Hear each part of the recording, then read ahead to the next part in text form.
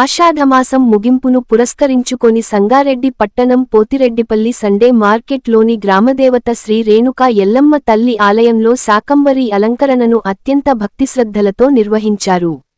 ఆషాఢమాసం ముగింపు సందర్భంగా ఆలయ అభివృద్ధి కమిటీ అధ్యక్షులు కోనపురం ఆంజనేయులు గౌడ్ ఆధ్వర్యంలో జరిగిన ఈ ప్రత్యేక కార్యక్రమంలో అర్చకస్వాములు అమ్మవారి మూలమూర్తికి పవిత్ర అభిషేకాలు నిర్వహించారు.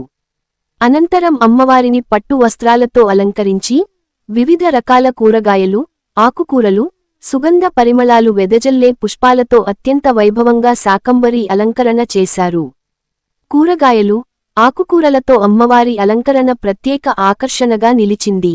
ప్రకృతి ప్రసాదించిన పంటలతో అమ్మవారిని అలంకరించడం ద్వారా అన్నదాతలకు, సకల జీవరాశులకు అమ్మవారి కరోనా ఆశీస్సులు లభించాలని భక్తులు ప్రార్థించారు. అనంతరం ప్రత్యేక పూజలు, కుంకుమార్చనలు నిర్వహించి అమ్మవారికి నైవేద్యం సమర్పించారు. కర్పూర హారతులతో మంగళ నీరాజనాలు అందించారు. ఈ సందర్భంగా ఆలయ ప్రాంగణం భక్తుల రాకతో ఆధ్యాత్మిక శోభను సంతరించుకుంది. అమ్మవారి శాకంబరీ అలంకరణను తిలకించిన భక్తులు భక్తి పారవస్యంలో మునిగిపోయారు. శ్రీ రేణుకా ఎల్లమ్మ తల్లిని దర్శించుకొని ప్రత్యేక పూజల్లో పాల్గొన్న భక్తులు తమ కుటుంబాలకు సుఖసంతోషాలు, ఆయురారోగ్యాలు, ఐశ్వర్యం కలగాలని కోరుకున్నారు. ఆషాఢమాసం ముగింపు సందర్భంగా నిర్వహించిన ఈ శాకంబరీ అలంకరణ భక్తులకు కనుల పండువగా నిలిచింది.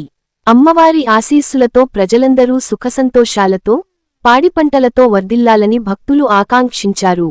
Ram Dayal Rebba, R7 news, Sangareddy.